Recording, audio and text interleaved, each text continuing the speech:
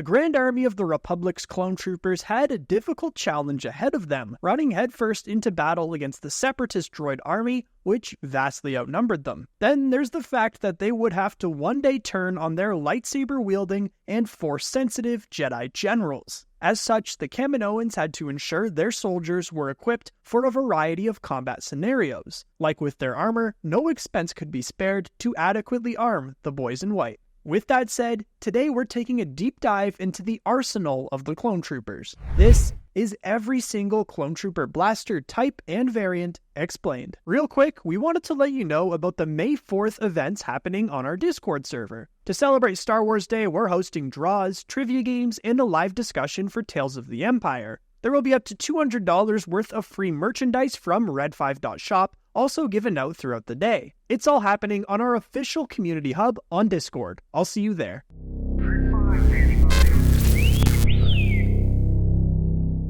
DC-15A Blaster Rifle. One of the two most common weapons used among clone troopers during the Clone Wars was the reliable standard-issue DC-15A. Manufactured by Blastech Industries exclusively for the clone army, every clone cadet had to go through extensive training with the DC-15A to fully qualify as a Republic clone trooper. The DC-15A cost 2,200 credits, weighed 4.15 kilograms, measured roughly 1.5 meters in length, and had a maximum range of 10 kilometers when fixed to a tripod. As with the other blasters in this video, it fired blue-colored blaster bolts. These bolts were ionized in order to be more effective against battle droids. The bolts were formed from Tabana gas cartridges and blaster power packs, which could yield upwards of 500 shots before reloading. A sniper scope was stowed underneath the rifle, which could be detached and reattached to the weapon's iron sights, located directly above it. Another available attachment was an ascension cable, allowing the wielder to cross a horizontal gap or make a vertical climb. The DC-15A blaster rifle was heavy, poorly balanced, difficult to use in non-wide-open environments, and also suffered from beam cohesion issues after sustained fire, which affected its short to medium-range accuracy. Though it was capable of automatic fire, slower, long-range fire was preferable,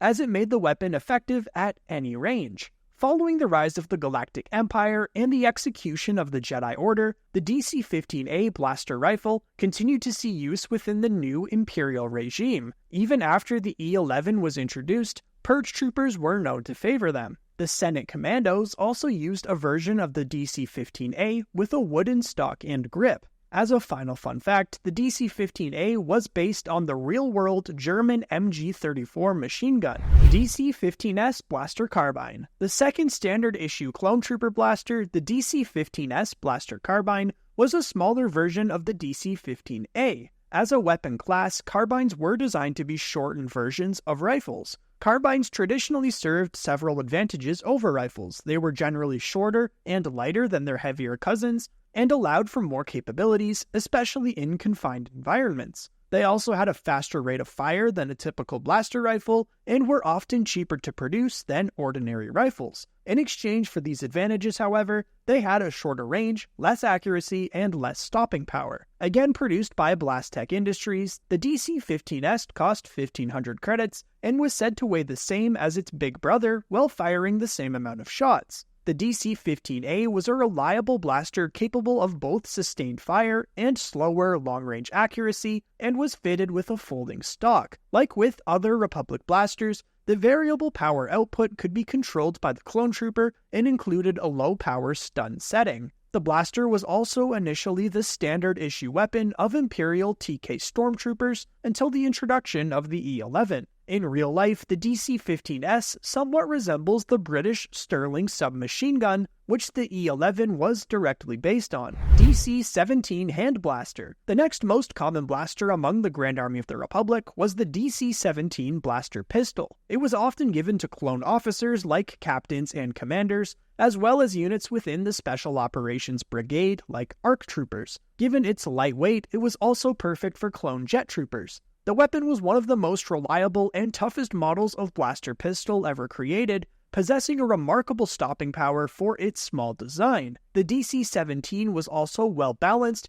boasted a respectable rate of fire, and was lightweight. The DC-17 came at a price tag of 1,000 credits and had a capacity of 50 shots. Officers such as Captain Rex and Commander Wolf liked to dual-wield DC-17s for twice the firepower, whereas other clones liked to use them as a last-resort holstered sidearm. ARC Trooper Captain Fordo also favored his two DC-17s, which he equipped with suppressor attachments. The real-life equivalent of a DC-17 would be the Desert Eagle. DC-17M Interchangeable Weapon System. The primary weapon of the Republic's elite clone commandos, also seeing use by Clone Force 99, the DC-17M Interchangeable Weapon System was essentially a lighter and more versatile version of the DC-15. Manufactured to a higher level of specification, the DC-17M's design ensured that it never jammed in the presence of excessive heat, cold, dust, or grime. The advanced blaster could be configured several different ways depending upon the needs of the user by way of numerous attachments. It could serve as a standard blaster rifle, a high-powered sniper rifle, and an anti-armor grenade launcher. For the clone commandos for whom the rifle was standard issue, and who trained with the DC-17M from a young age, changing the attachments was no more difficult than changing out an empty magazine. The DC-17M cost a whopping 4,500 credits and weighed 5 kilograms. That standard configuration made the DC-17M a powerful rapid-firing ion pulse assault rifle. Drawing its power from side-loaded power pack clips, the DC-17M blaster could fire a maximum of 60 shots before requiring a reload. The second attachment for the DC-17M allowed the blaster to convert into a long-range ion pulse sniper rifle with an electromagnetic targeting scope. Ammunition magazines for the sniper attachment carried 5 shots each. The electromagnetic scope had 2 levels of zoom, adjusting the range between 10 times and 20 times magnification. The sniper attachment was the preferred DC-17M configuration of the clone commando Sev, who trained intensively as a sniper. A third configuration for the DC-17M was made possible by an attachment that transformed the rifle into an anti-armor grenade launcher. The launcher was loaded one at a time with grenades that could be launched several feet away from the user and detonated on impact with any hard surface. Though the grenades were especially effective against heavily armored targets, the wide blast radius of the explosion made them good for damaging or destroying small enemy formations. One clone commando who often used this configuration was Scorch. DC-15S Sidearm Blaster. Used as a sidearm by the Republic commandos, the DC-15S sidearm was a reliable backup to the DC-17M. While not as powerful as regular DC-15 blasters, the DC-15S was handy in close quarters combat or when conserving ammo was necessary. That's because the DC-15S had a recharge rate of 1 round per second and was capable of 7 consecutive shots with energy fully recharged. It also weighed just 1 kilogram and cost 400 credits.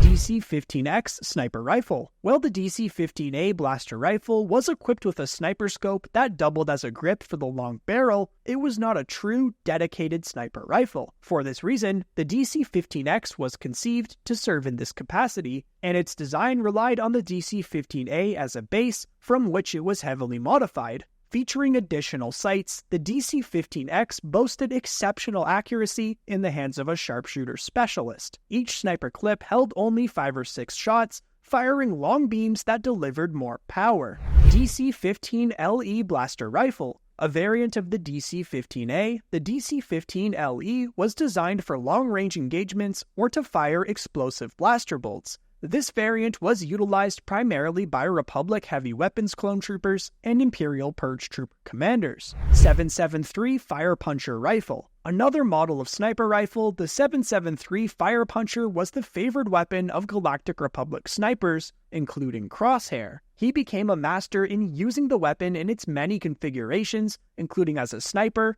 grappling hook launcher, and even firing darts that electrified a target on contact. We never saw another clone use a 7.73 Fire Puncher, but no, it wasn't one of a kind for Crosshair. In Rebels, it's seen used by As Morgan's henchmen. Westar M5 Blaster Rifle. Mainly used by the Alpha-class ARC troopers, the Westar M5 was an advanced blaster rifle that could be calibrated to fire in semi-automatic, automatic, and burst fire modes, and could be equipped with a variety of attachments, including an underbarrel grenade launcher that could be used against armored enemies. This blaster improved on the DC-15 design, making it easier to aim while featuring an extendable stock and a larger ammunition magazine.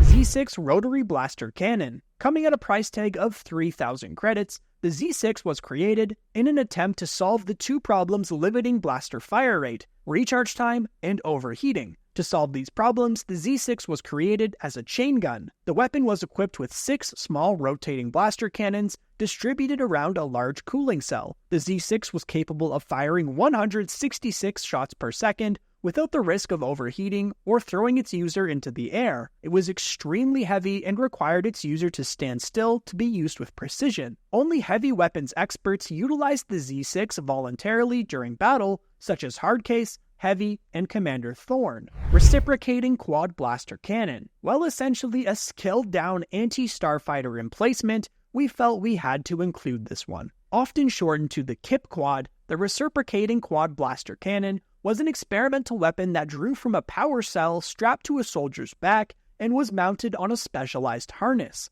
The 4 barrels could be fired either 1 or 2 at a time, depending on the rotation pattern selected. Arc heavy gunners using the weapon were outfitted with specialized armor that included head-up displays in the helmet and links to the harness that allowed them to make the best use of the weapon. RPS-6 Rocket Launcher. This rocket launcher was relatively lightweight and easily transportable and was ideal for mobile infantry units. The main model of infantry portable shoulder-fired rocket launcher used by the Grand Army of the Republic, it was useful in taking down enemy artillery. Coming at a price tag of 8,200 credits, each rocket launcher came equipped with a magazine of 6 small yet powerful missiles. The PLX-1 portable missile launcher was another used by the Republic in Star Wars Legends, though in canon it wasn't seen until the Galactic Civil War, used by the Rebellion. BTX-42 Heavy Flame Projector. Used by the specially trained clone flame troopers, the BTX-42 was designed for use specifically against unarmored targets, like the poor Geonosians in their catacombs. It had a range of about 10 to 20 meters, though little other specifications are known. But that does it for our deep dive into the blasters found in the armory of the Republic's clone troopers. Which one is your favorite? Which would you choose to use? Let me know in the comments. Come join us to chat more at our community Discord server, linked in the description. If you enjoyed today's Star Wars video, we've got more on the screen for you right now. Also make sure to drop a like, and if you're new to the channel, hit subscribe to join the Red Squadron. Until next time, thanks for watching, and may the Force be with you. Red 5, standing by.